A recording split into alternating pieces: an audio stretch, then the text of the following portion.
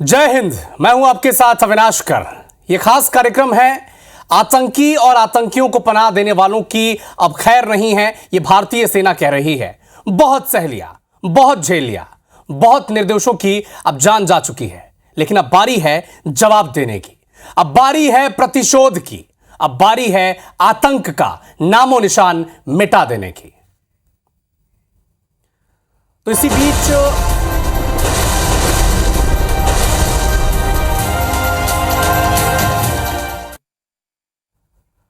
तो भारत पाकिस्तान के उन ठिकानों को निशाना बना रहा है जहां पर आतंकी हैं, आतंकियों को पनाह दी जाती है। लेकिन इसी बीच पाकिस्तान पर अब पानी से भी अटैक किया जा रहा है। भारत ने 2 डैम का पानी छोड़ दिया है और पाकिस्तान को पानी छोड़ने की जानकारी नहीं दी गई है, क्योंकि सिंधु जल समझौता तो भारत ने कैंसिल कर ही दिया है। और इसी के चलते पाकिस्तान में अब बाढ़ जैसे हालात हैं। बगलिहार और सलाल डैम का पानी खोल दिया गया है और इसी के चलते अब पाकिस्तान के उन इलाकों में बाढ़ के हालात हैं। तो आतंकियों के ठिकानों पर वार तो किया जा रहा है, लेकिन अब कई रणनीतियों पर, कई मोर्चों पर काम किया जा रहा है। अगर आप भारत की सीमा में घुसकर भारत के निर्दोष लोगों की हत्या करेंगे तो भारत हर वो तरीका अपनाएगा जिससे आपको नुकसान पहुंचे। और इसी की कड़ी में ये जो तस्वीरें आप देख रहे हैं, 2 डैम खोले गए हैं, सूचना नहीं दी गई है क्योंकि सिंधु जल समझौता तो भारत ने पहले ही रद्द कर दिया था। तो 2 बांधों का पानी छोड़ा गया है और इसकी जानकारी पाकिस्तान को नहीं है। और हालात अब ऐसे हैं पाकिस्तान में कि वहाँ पर बाढ़ आ गई है। कई जो तटीय रहवासी इलाके थे वो बाढ़ की जद में आ चुके हैं। बांध कौन कौन से हैं, डैम कौन से हैं? बगलिहार और सलार, ये वो 2 डैम हैं जिनके पानी को छोड़ा गया है। और अब पानी से भी पाकिस्तान पर अटैक किया जा रहा है, जल प्रहार इसे कहा जा रहा है।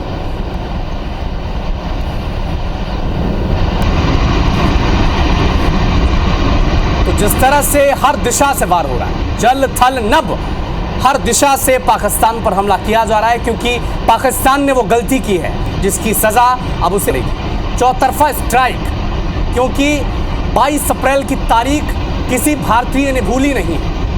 26 निर्दोष लोगों की हत्या आतंकियों ने की थी। भारत में घुसकर पहलगाम में उन निर्दोष लोगों को मारा गया था और पुरुषों पर हमला किया गया था। महिलाओं को छोड़ा गया और कह दिया उन महिलाओं से कि जाकर मोदी को बता देना। तो अब पूरा देश पीएम मोदी के नेतृत्व में खड़ा है।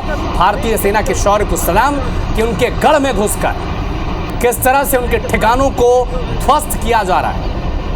अलग अलग ठिकाने जहां पर आतंकियों को ट्रेनिंग दी जाती थी, उन तमाम इलाकों को टारगेट किया जा रहा है। लेकिन इस सब के अलावा जल स्ट्राइक, जल प्रहार भी किया जा रहा है भारत के द्वारा।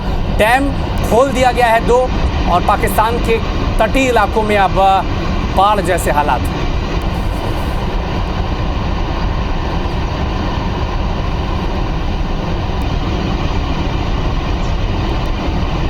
चौतरफा हमला, मिसाइल से हमला किया जा रहा है, ड्रोन अटैक भी किया जा रहा है, आतंकियों के ठिकानों को टारगेट किया जा रहा है। और इस बार मिशन बिल्कुल साफ है, आतंकियों को जड़ से खत्म करना।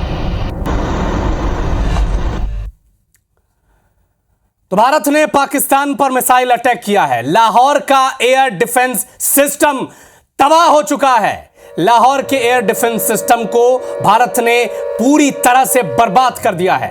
पाकिस्तान की ओर से जवाबी फायरिंग की गई है। एलओसी पर पाकिस्तान की फायरिंग का जवाब भारतीय सेना दे रही है और यह जवाब भी मुंहतोड़ जवाब है। तो भारत ने पाकिस्तान का जो एयर डिफेंस सिस्टम था लाहौर का, उसे पूरी तरह से तबाह कर दिया गया। और आगे बताएंगे कि पाकिस्तान में कैसे से खलबली मची हुई है। पाकिस्तानी नेता संसद में रो रहे हैं, ईश्वर को याद कर रहे हैं। और यह डर होना चाहिए, अगर आप भारत की सीमा में घुसेंगे, भारत की सीमा के अंदर जो भारतीय हैं उन्हें चोट पहुंचाएंगे, उनकी हत्या करेंगे, तो इसका जवाब इसी अंदाज में मिलेगा। ये तस्वीरें इस वक्त आप देख रहे हैं, ये पाकिस्तान की तस्वीरें हैं, लाहौर की तस्वीरें हैं। अफरा तफरी का माहौल है, क्योंकि भारत ने तय किया है कि जहां से भी आतंकी छुपे हैं, जहां उन्हें ट्रेनिंग दी जा रही है, उन ठिकानों को नेस्तनाबूद कर दिया जाएगा, तबाह कर दिया जाएगा और ऑपरेशन सिंदूर लगातार जारी है।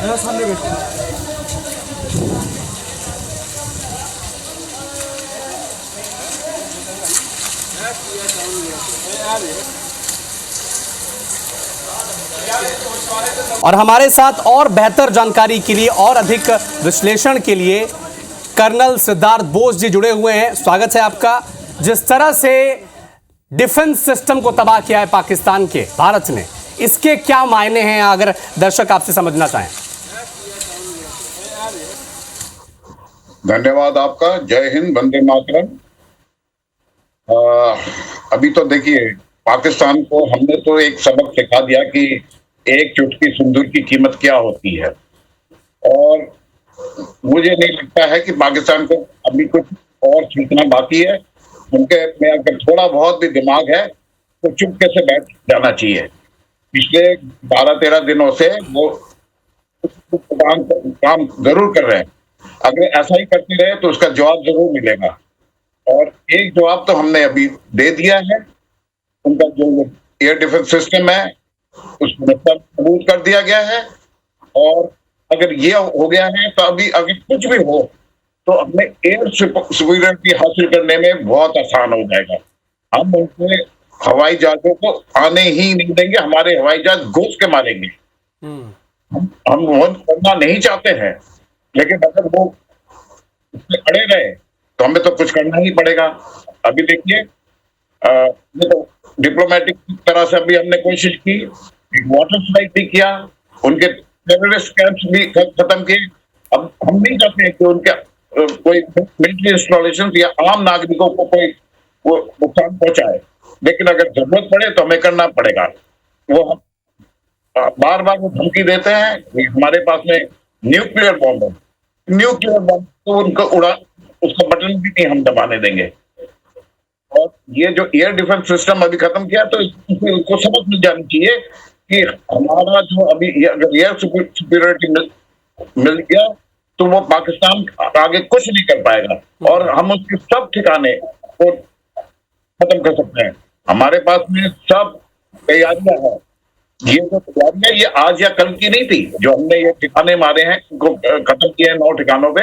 हमारे पास बाकी ठिकानों को भी अभी है, सब इंफॉर्मेशन है। अगर जरूरत पड़ेगा तो उनको भी खत्म करेंगे।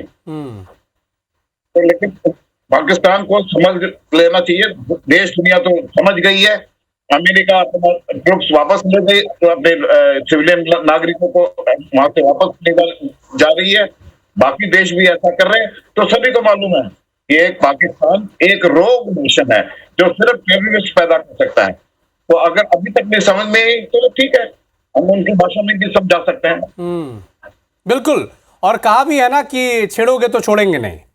और जिस तरह से आपसे ये भी समझना चाहेंगे कि अब जो स्ट्रेटेजी है वो बड़ी साफ है कि केवल पीओके में जो आतंकी ठिकाने उन्हें निशाना नहीं बनाया जाएगा, बल्कि पाकिस्तान जिन भी संसाधनों का इस्तेमाल, जिन भी जगहों का इस्तेमाल, जिन भी लोगों का इस्तेमाल आतंक को पनाह देने में, भारत के खिलाफ साजिश रचने में करता था, क्या यह साफ हो गया है कि उन ठिकानों को भी निशाना बनाया जाएगा? बिल्कुल बिल्कुल, उनके ठिकानों के, और आगे चलकर उनके जो आका है ना उनको भी करेंगे। अभी तो वो मसद अजूर हो रहा था कि मेरे 14-15 रिश्तेदार मर गए हैं। अभी तो उसके जो और बाकी 100-150 और भी रिश्तेदार होंगे, उनके तो ऐसा ही होता है। परिवार आपके और मेरे जैसा तो होता नहीं है। बच्चे पैदा करते रहते हैं, शादियां करते रहते हैं, उन सब भी का खात्मा कर दिया जाएगा। और जो उसकी मंशा है ना, वो अभी रो रहा था कि मेरे को मार देते तो ये अच्छा था, वो मंशा भी हम पूरी कर देंगे। और इनके जो आका है, क्योंकि उसको भी हम लाइन पे ले लेंगे। उसका परिवार तो भाग ही गया है वहां से, पाकिस्तान से, वो भी कहीं दुबक के बैठा है। तो होगा, जरूर होगा, कोई हम छोड़ेंगे नहीं। जिन्होंने ये एक घिनौना ऐसा काम किया है कि अपने स्वाद उतार दिए हैं। कई लोग 4-5 दिन पहले जिनकी शादी हुई थी, बच्चों के सामने उनके बाप तस्वीरें देखकर किसी भी व्यक्ति का हृदय कलेजा कांप उठेगा। जो तस्वीरें पहलगाम से सामने आई थी, और यहीं से तय हो गया था कि आतंकियों को पनाह देने वाले आकाओं को अब बख्शा नहीं जाएगा। बहुत बहुत धन्यवाद आपका हमारे साथ जुड़ने के लिए और इतनी इनसाइट्स हमें साझा करने के लिए। धन्यवाद।